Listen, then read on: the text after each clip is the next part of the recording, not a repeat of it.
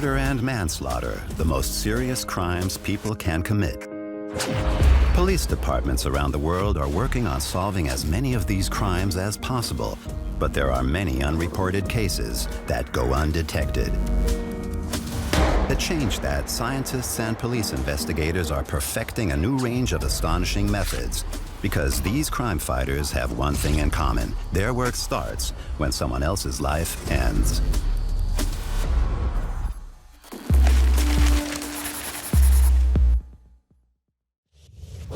A dead body is discovered in a forest in Germany. What do maggots tell us about her death? A student disappears from a club in Glasgow. Shortly thereafter, she is found dead. What does the soil she was found on tell us about her murderer? Jens Amendt, his specialty, determining the time of death, and Lorna Dawson, her area of expertise, reading crime scenes. There are more organisms in that patch of soil than there are people living on the planet. Humans are not at the end of the food chain. Flies eventually eat humans. Amendt's partners in the hunt for criminals are insects, so-called cadaver colonizers. It's mostly pig cadavers that he uses in his research. Summer of 2001. A heat wave is stifling the Rhine-Main region around Frankfurt, a forest in the vicinity of a truck stop on the A61 highway. A young couple is taking a walk in the shade of the forest to cool off. Suddenly, they make a horrible discovery.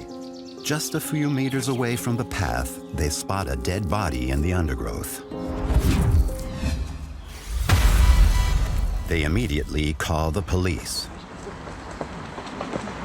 At 1 million catalog types, insects are the largest group of animals on our planet. Jens Amendt uses their impressive diversity to solve homicides. His specialty is forensic entomology. He researches cadaver colonization by insects. In fact, his field is actually an ancient discipline, which has only recently been pursued with scientific methods.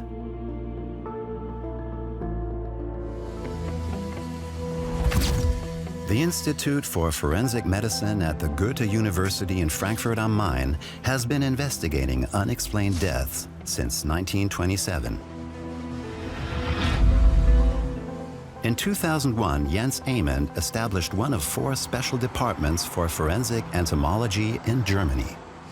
Before I joined forensic medicine, I had finished my dissertation at the Senckenberg Museum in Frankfurt in the entomology department. Insects, that is. That's where I also wrote my PhD on a completely different group of insects, more of the herbivore kind, and at some point moved into the field of carnivore insects and found it intriguing to use insects for forensics, for medical forensics and police investigations. And then there was this interest here at the Forensics Institute to develop a research branch, and so one thing led to another. Boston, Massachusetts, one of the oldest cities in the USA. Once known for its infamous mobsters and murderers, today the city is one of the safest in the United States.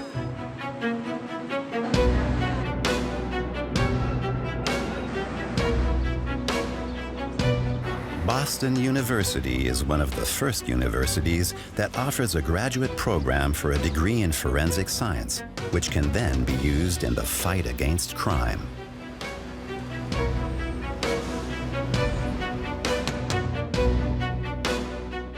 Robin Cotton is the director of the program, a scientist who has been working in the field of forensics for more than 30 years and has testified as a forensic expert in more than 200 trial cases in the United States. One of the most prominent cases she worked on was the O.J. Simpson trial. Robin Cotton is also aware of how useful insects can be in criminal cases. In thinking about what insects are relevant as a body decomposes because the insects are present and facilitating that decomposition, understanding something about the DNA of those insects may be relevant. And of course, insects don't hold still, so they're going to move around. They could go from place to place. That information may be able to be useful There's some people who have looked at human DNA in, for example, mosquitoes. They can detect human DNA after a mosquito has bitten someone, which is fascinating, right? In the case of the dead body found in a forest near Highway A61, the police have determined foul play as the cause of death. The area is cordoned off, and the forensics team is called in to do their job, to comb through the site, centimeter by centimeter, secure any possible evidence, and document it. But who is the dead woman? How did she die? When did she die? And who is the killer? That is the job of the Homicide Division. Chief Detective Uwe Lang from Capital Crime Division in Mainz is the lead investigator.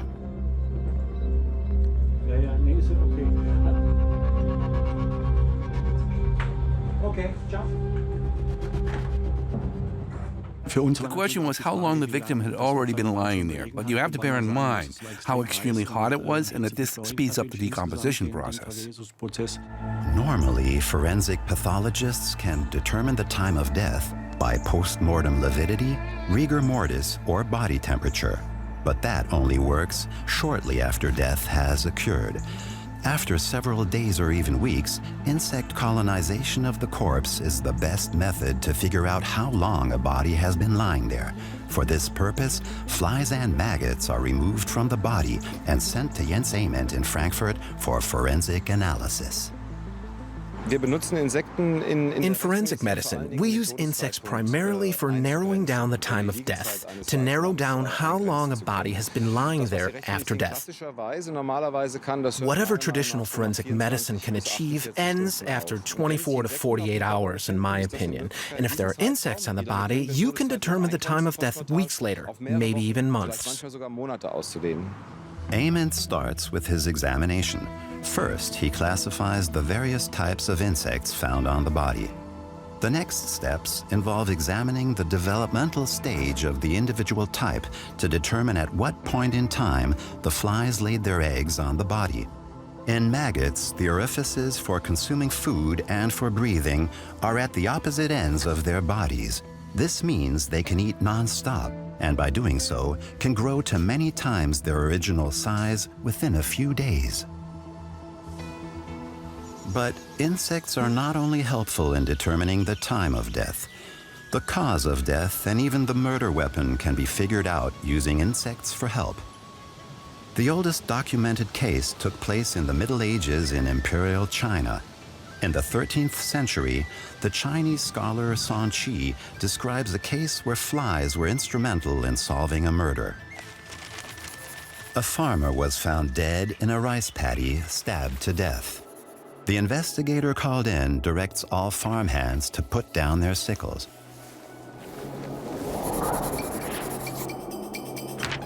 One of the tools was oddly attractive to flies. They were only buzzing around this one sickle. The investigator keenly concludes that this must be the murder weapon. It was the victim's blood on the sickle the flies couldn't resist. The owner of the sickle confessed to the crime. He owed the victim money. Homicide Department Mainz. Chief Detective Uwe Lang has been investigating murder cases for 25 years. Solving homicides is the most time and resource-consuming investigation there is. In the case of the dead body found near the truck stop on Highway 61, an important clue was found. We were lucky that the victim was wearing jewelry. They were rings. So we used these rings and asked the public for help in our search, and were able to eventually identify the victim. In the meantime, the first autopsy report has been finished. The victim, Karen B., 51 years of age, was hit fatally over the head with a heavy blunt object. But how did the body end up where it was found, and who took it there? It is crucial for the investigators to narrow down the time the body has been lying there, because only the most exact information on the crime's timeline can help to identify suspects and check their alibis. Now, everything hinges on the findings from the forensic examination. The corpse of the murder victim is colonized by various types of insects. These insects are active in a certain sequence, depending on the stage of decomposition and the environment the body was found in. Forensic scientists identify the respective type of insects to conclude how long the body has been lying at the crime scene. It's the accuracy of their work that decides whether a crime can be solved or not.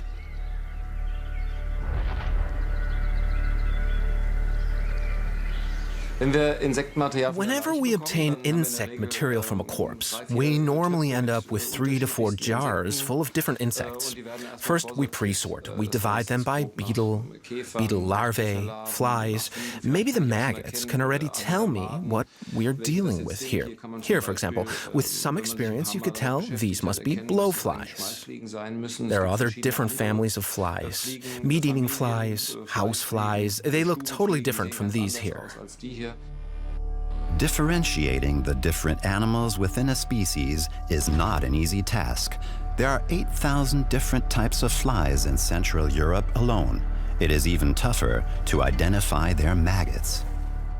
This is why molecular biologists have developed a DNA test for insects. With its help, the larvae of 25 of the forensically important species can be differentiated from each other. A fact not unknown to the forensics expert Robin Cotton. But she cautions us to acknowledge the line between DNA examinations and the necessary research work. Because all the millions of insects don't have identical DNA, just like all the millions of people don't. So there would be species-specific markers for insects, just in the same way there are species-specific markers for everything else. So if they're checking for species, that's clearly going to be doable. If they're checking for stages, that would be doable too. There's many, many questions that DNA will answer that are related to forensics that are not human DNA. And so for that purpose, it's going to be a happy circumstance that we have some ideas, but the research has to be done behind all that. The name for the specialist discipline that is so important in police work is derived from the Greek word for insect, entomon.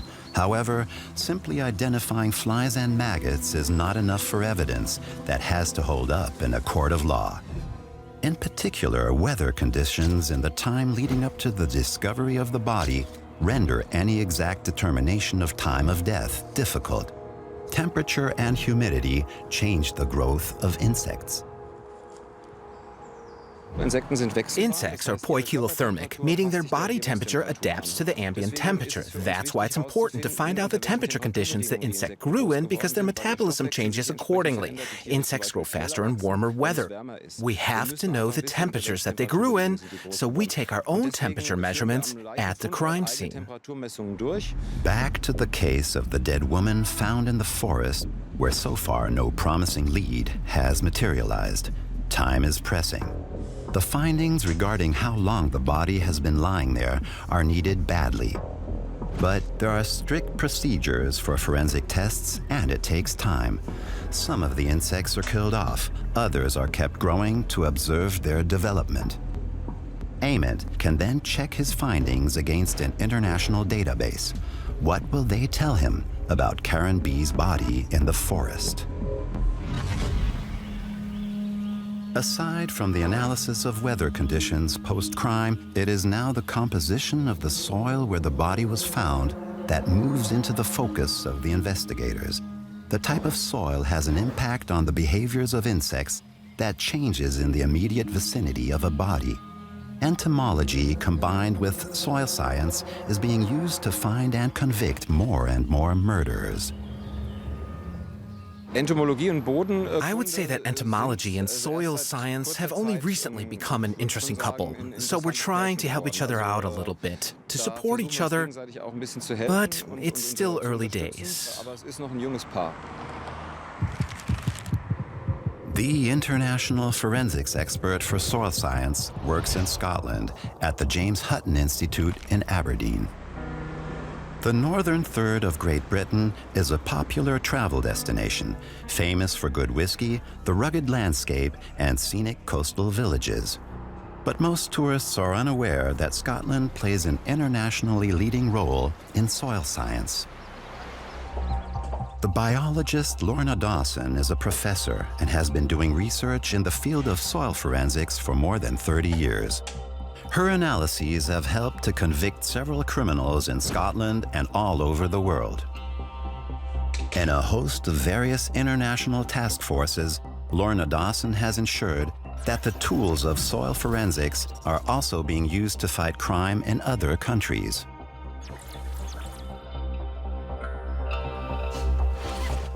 The National Soil Archives of Scotland have been located in the basement of the James Hutton Institute since 1934. The 4.8 tons of soil samples stored on shelves here would measure over 2.4 kilometers in length if lined up end to end. 43,000 different soil samples drawn at approximately 13,000 different locations in the country. A globally unique archive, a kind of physical map of Scotland's soil. These archives contain soils that have been collected for various reasons.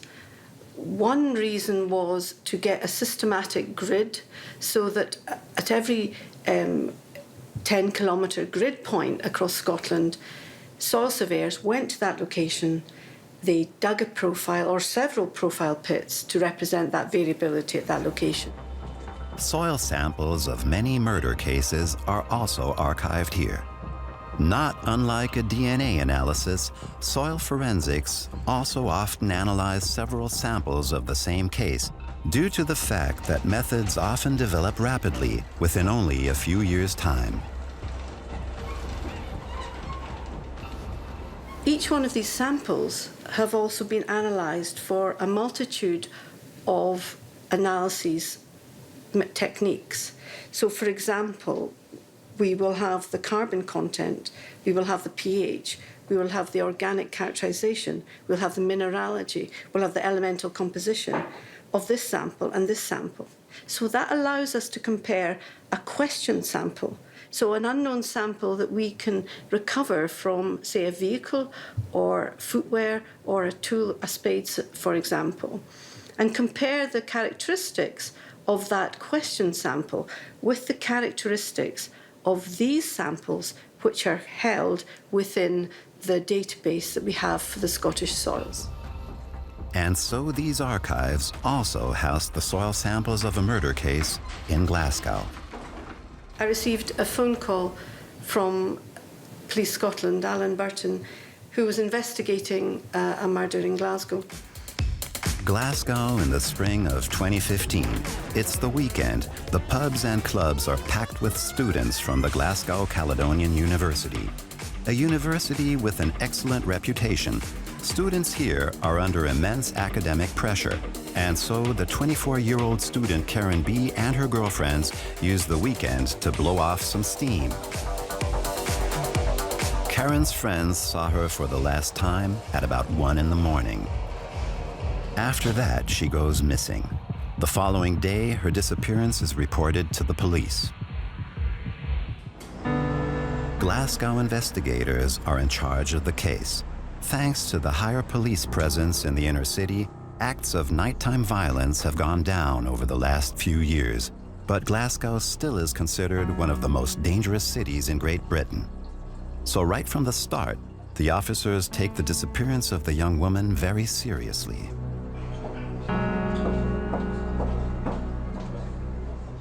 If we have, for instance, a report of a missing person and we suspect criminality or that person's came to harm, we would look at the last place that they were known to have been. We would view the CCTV from there. We would look to try and then move them with their movements, following the cameras to where they may have ended up. So we would start in that location where last seen. And that's what they did in the case of the missing Karen B. The number of surveillance cameras in Great Britain is estimated at between 4 to 6 million. This makes the United Kingdom the country with the highest density of visual surveillance in Europe. In their fight against crime, the importance of video material has been increasing consistently for years now. In the case of the missing Karen B, The investigating officers secured the video material from all the surveillance cameras in the immediate neighborhood of the club. And sure enough, one camera captures the missing person in front of the club together with a young man. Both are seen getting into a car and driving off. She seems to have done this on her own free will. The images show no signs of coercion. 3 days later, Karen B's body is found on a farm field outside of Glasgow. The man who gave her a ride in his car, 21-year-old Alexander P., is now the main suspect. Alan Burton and his team of Scottish police investigators are proud of their track record in recent years.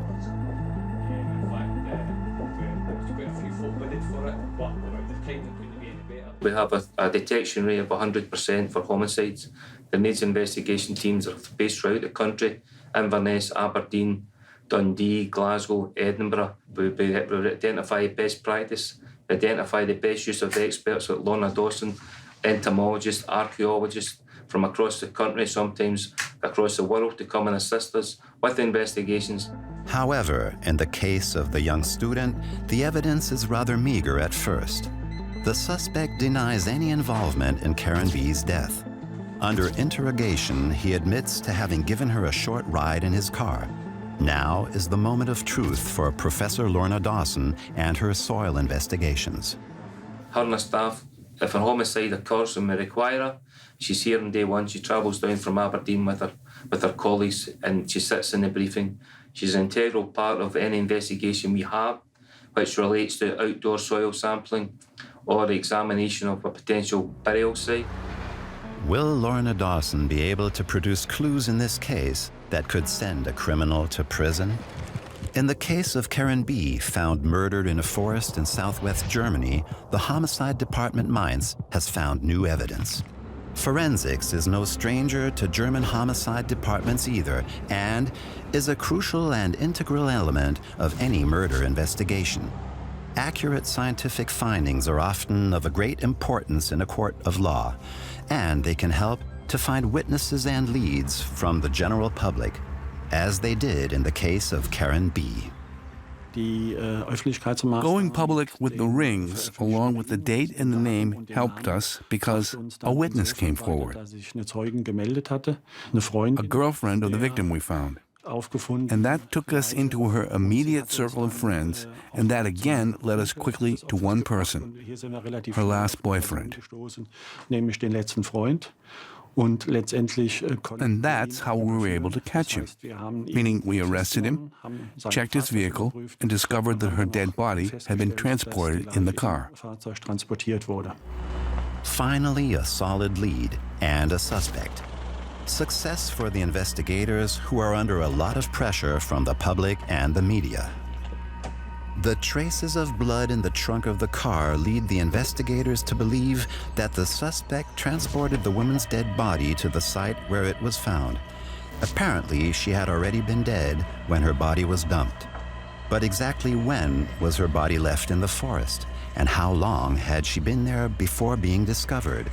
Insects have the answers to all these questions. Scientists have identified 2 million types of insects up to now. Another 10,000 new ones are added to the list every year. Experts estimate that the total number of insect species on this planet could be as high as 4 to 6 million, and that would mean only half of the insect population has been scientifically classified. But the crime fighters at forensic institutes can already work quite well with the species they know, above all with flies and their very different breeding habits.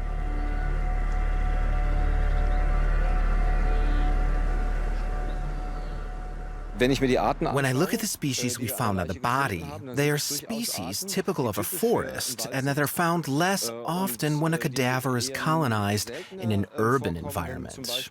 And that alone pretty much suggested that the flies started colonizing at the site of the find. Amendt's data on how long the body had been in the forest will play an important role in solving the case.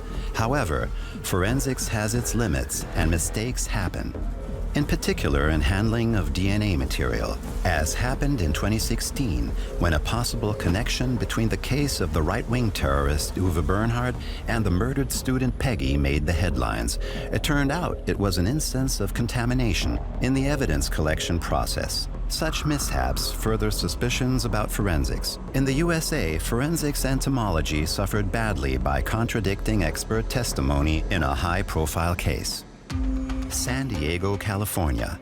In 2002, 7-year-old Danielle went missing. Shortly after, her dead body was found. One of the neighbors was identified as a suspect and charged with murder. 3 of 4 forensic experts in court dated the post-mortem interval in a time frame in which the suspect had been under surveillance. So, their expert testimonies had to be wrong. The suspect was convicted of murder, and it took forensic entomology in the USA years to recover and be taken seriously again. It shouldn't happen, but 15, 20 years ago, it did happen occasionally, since this is still a very young scientific discipline, and this method needs the appropriate experience to interpret evidence. With human DNA analysis, we are used to being able to say with 99.99% certainty that this trace comes from Mr. X or Ms. Y. Etymology is still in the process of defining and working out such error rates and probabilities. But an exact analysis of DNA also requires a sufficient amount of available DNA material, as the expert Robin Cotton knows.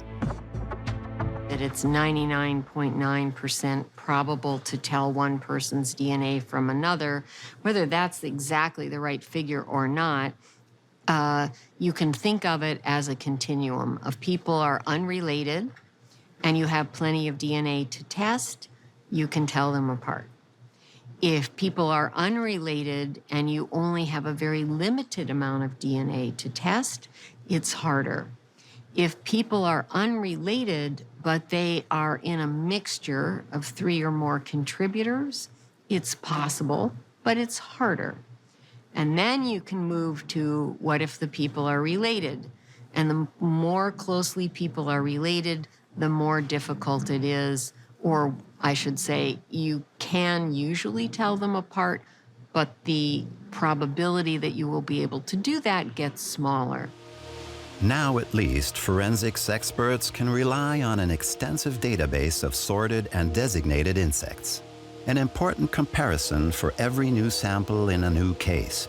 The origin of this database was made possible by the research of a German physician, among others. The first systematic examination of insect colonization on a dead body was performed by the German physician Hermann Reinhard in 1881. The laws concerning burial practices in the state of Saxony were under review, and for this purpose, bodies were being exhumed. In the process, Reinhard recovers a number of different insects from the remains. Together with an entomologist, he examines the various finds and catalogs his results. In France, science as a tool for hunting criminals is also making great headway at the end of the 19th century. The conventional methods of investigation, such as interviewing witnesses and collecting evidence at the crime scene, often prove to come up short. Scientists become important assistants to the police. The French physician Jean-Pierre Menon developed a theory of the wave-like fashion in which insects colonize cadavers.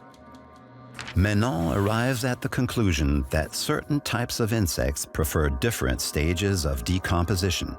His book, Fauna of Cadavers, published in 1894, is considered a milestone in forensic entomology. Modern research is focused on improving the quality of the findings through the study of living research subjects. Jens Amendt has set up a fly breeding room at the Department for Forensic Medicine of the University of Frankfurt, and his insect collection is unique in all of Germany. His breeding activities are focused on 2 types of flies, the Lucilia sericata and the Celliphora vicina. The 2 species found the most on the roughly 20 to 30 corpses Amendt examines every year.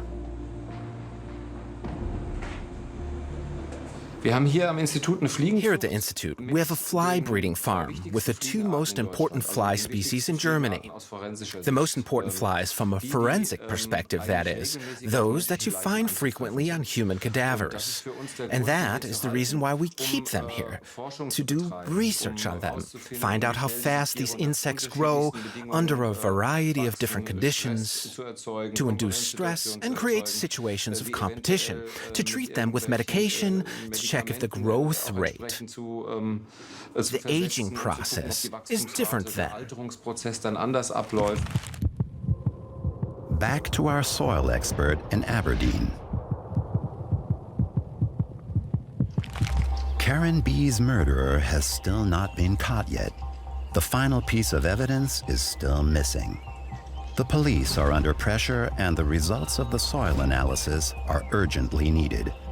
Lorna Dawson compared soil samples taken from the site of the body with tiny soil samples from the tires of the 21-year-old suspect's car.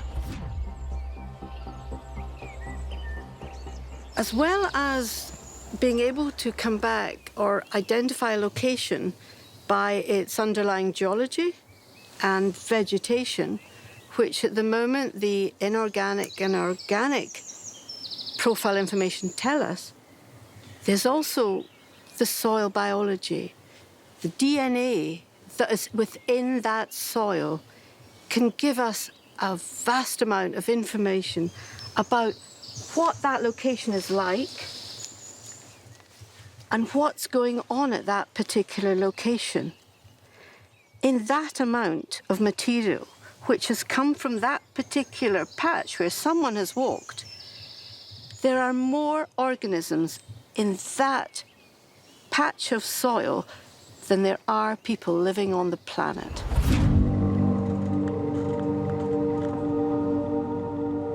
Our expert, Robin Cotton, points out the differences in soil conditions that must always be considered. Of course, soil contains bacteria, and bacteria they grow in particular environments. They don't just grow, not all bacteria will grow in every environment. So you can imagine that you could have a population of bacteria, and you could determine what bacteria are present based on their DNA, and that would represent the bacterial population in that particular environment in soil. And so you could do that in a lot of different places. The problem from a biological perspective, which I'm absolutely confident that they're aware of, is that that microenvironment can change within a very short distance, right? If let's say we have a field and the field is surrounded by a wooded area. The microenvironment in the wooded area is going to be different than the microenvironment in the field that's exposed to the sun all the time. In the lab at the James Hutton Institute, the samples from the site where the body was found and from the car tires are being analyzed with a clear result. The investigators' initial suspicion seems to have been confirmed. The 21-year-old man offered the student a ride home. What exactly happened then, nobody knows but him. It is safe to say that Alexander P. killed his victim and left her body in the vicinity of a park. The results from the soil examinations are clear as day.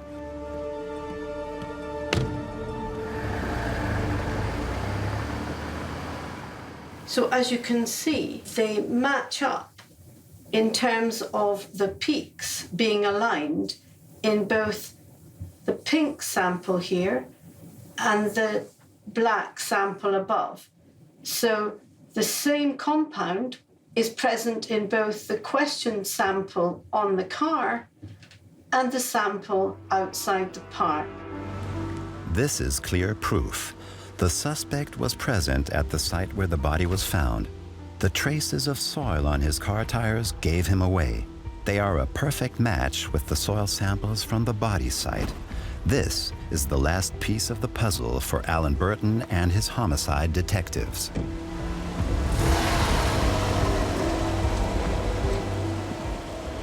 That went in evidence to the Crown and was a crucial part of that individual pleading guilty for the terrible murder. In the end, The evidence is so overwhelming that Alexander P. confesses to the crime. He is sentenced to life in prison. Now, the family of the victim, Karen B., has certainty and closure. The murderer has been punished. And that is one of the reasons why Lorna Dawson does her job.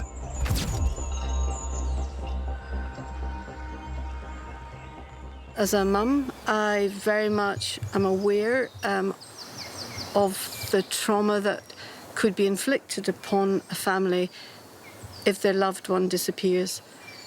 And there really is no cost, there's no timestamp on when a case is closed until there is recovery and there is closure for the family. Soils contain an enormous microbial diversity with up to 1 billion cells and many thousands of bacteria types per gram. Lorna Dawson and her colleagues expect much more of forensic soil science in the future.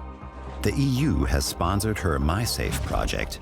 Together with scientists, police officers, law enforcement agencies, and leading manufacturers of analysis technology in Europe, Dawson and her colleagues are working on continuously improving the methods of comparative soil analysis.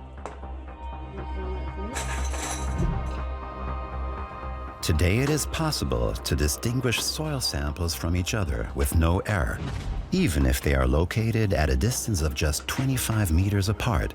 At the same time, the MySafe project is the start of a Europe-wide database containing the genetic codes of soils.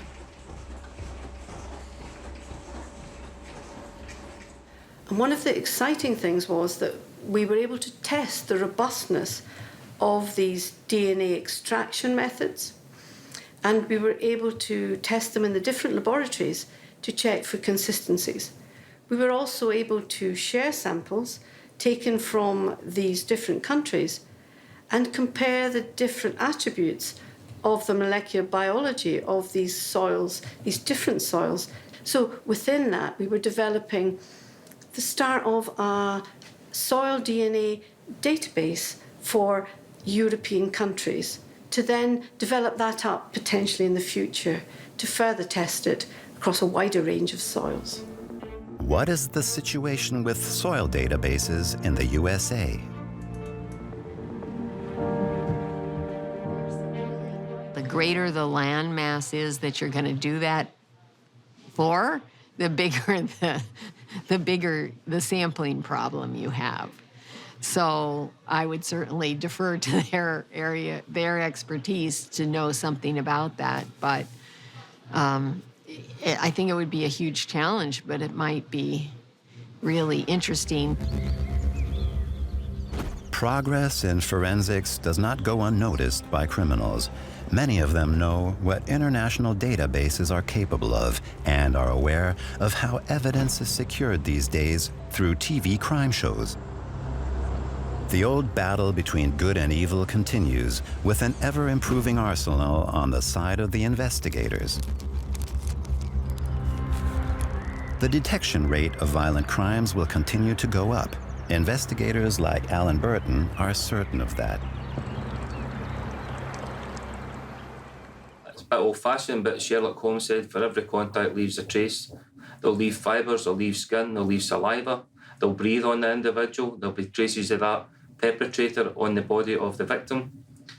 Even in times of when bodies have been set on fire or homes have been set on fire, we've still recovered forensic evidence from the scene. The soil forensics expert Lorna Dawson also believes that the chances of criminals getting away with murder are getting slimmer by the day. I think that we mustn't underestimate the lengths that criminals will go to try and cover their tracks and try and not leave behind the traces that the police and forensic scientists like myself aim to recover. However, with developing methodologies that we can now work with even smaller traces so that the perpetrator does not even know that they have carried material from the scene onto their person onto their objects and onto their vehicles, then hopefully we manage to stay one step ahead of them. As in the case of the murdered student Karen B. in Scotland, the collaboration of police and forensics proved to be successful again. Thanks to the incontrovertible forensic evidence, this nighttime crime could be solved and the murderer punished. Scotland's Homicide Division can maintain its 100% rate of successfully solved cases. Back to Germany.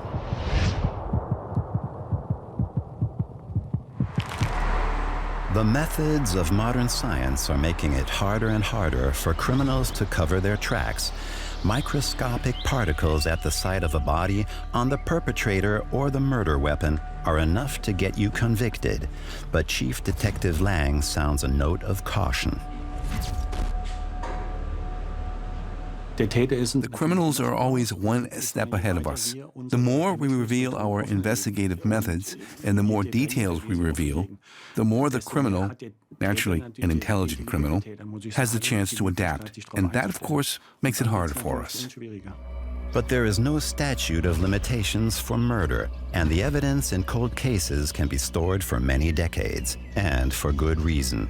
Because even today's most clever criminals could get caught with tomorrow's improved methods. I believe, depending on the type of criminal we're talking about, that people can keep up to speed with what's happening in forensics and try and leave a false trail. Or knowing that insects play a role, just burn or bury the body and make an extra effort to destroy any possible traces of evidence. But science never sleeps. Skills are being honed year for year. Research is an important part of Jens Amendt's work.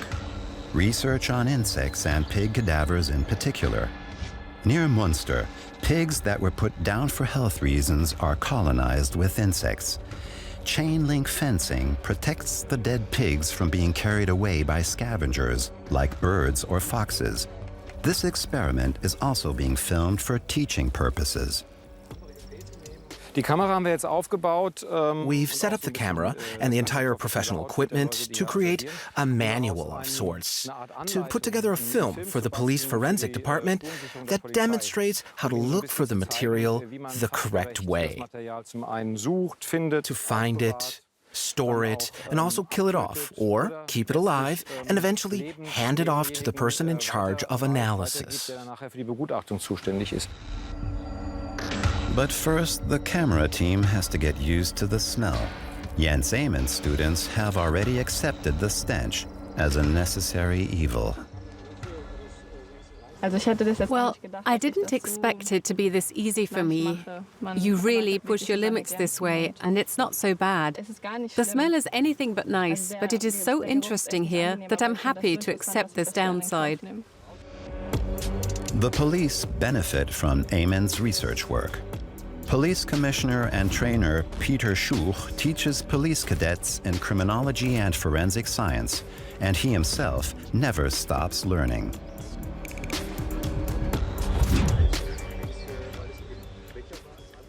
It is very interesting to learn more about the work of entomologists and how they can contribute information to detect a crime and the perpetrator. Up to now, I hadn't really been that aware of it. Blowflies are the first to smell death. They fly to the cadaver at speeds up to 11 kilometers an hour to lay their eggs, and that makes them reliable investigative assistants to the police force. One of my personal goals is that this still tiny seedling, which was presented to us through Mr. Schuch and the police, that this cooperation between police investigators and scientists becomes closer. But it is also about using this project as a catalyst to promote and realize larger research projects that work on the issues of decomposition, something that virtually does not exist in Germany. Improving the collaboration between investigators and scientists is also an agenda of experts in the USA. It's a communication problem of having the police talk to the scientists so that we understand their needs and then go in the reverse, talk to the scientists, also give information to the police to help them understand why something like changing gloves would make a difference. So there's that rub. That's one.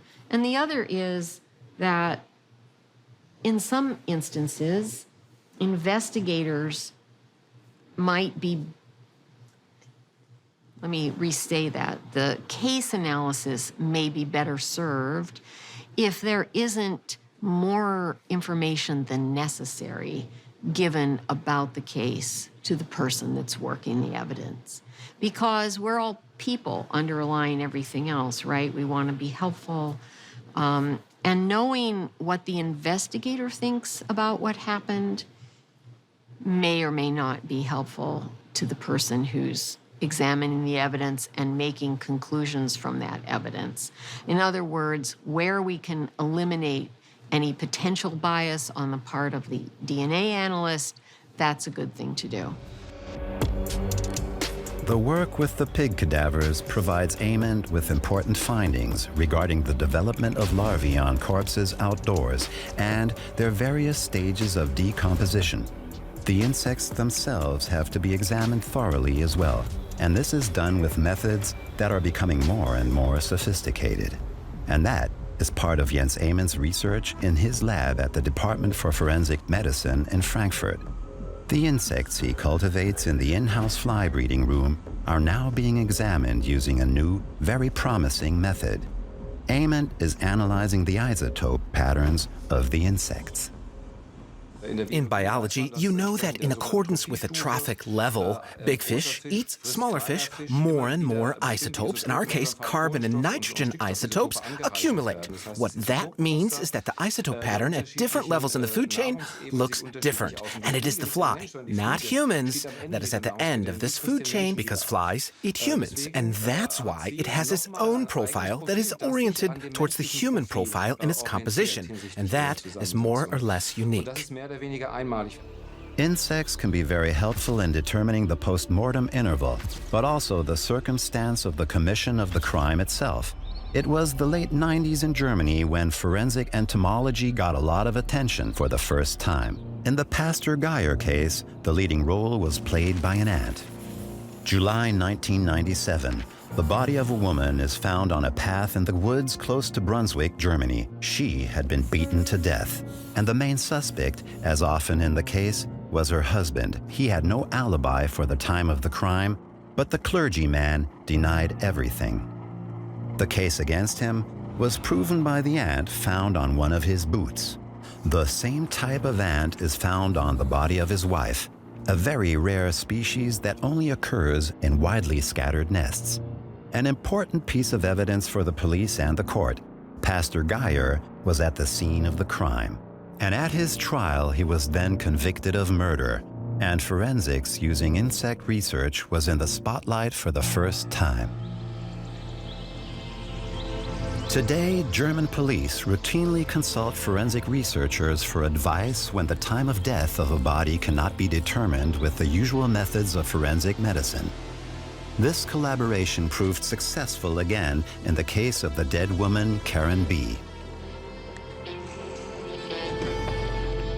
The result of the insect analysis allowed Amendt to narrow the maximum post-mortem interval down to 2 days. The police matched that immediately with the statements from the suspect, and indeed, he does not have an alibi for the determined time of death.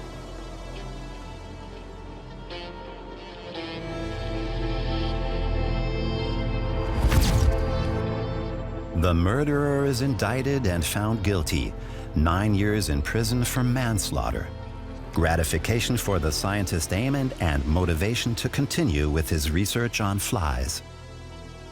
The personal motivation why I work on this very application-driven aspect of research is that you enter uncharted territory, basic research, with insects in this case, and that always held some fascination for me. And there is also this practical aspect, that the data you produce can be applied immediately to the questions the police have to solve crimes. This is the most exciting thing, I think, for a scientist, that something he does can be applied in the same year or 2 years. At the moment, insects are the unsung heroes of murder investigations, and other research branches of forensics are gaining traction as well. You try and collect and store not only the insects, but all the other kinds of natural traces at the location where a body has been found, gather and evaluate them. In particular, the molecular possibilities we have today allow us to connect the smallest piece of a leaf, on a body maybe, or on its clothing, to a suspect or his car. And maybe a comparable piece of leaf is stuck in the tread of the car tire. And using DNA, you can find out that these two pieces of leaf come from the same plant. Future prospects that are going to make life for criminals even harder. Another thing making a big splash at the moment in DNA analysis is the so-called phenotyping. In this process, human DNA helps to draw conclusions about what that person looks like, the phenotype. Soon, a single hair could translate into a very accurate police composite sketch. The method still needs some developing and is not yet admissible as evidence. Jens Amendt continues with his research of the insect microcosmos. He wants to facilitate solving crimes by using tiny information such as the isotopes in fly maggots. Lorna Dawson has worked on more than 100 forensic cases all over the world. Her hope for the future, to make the perfect crime virtually impossible with the help of soil analysis.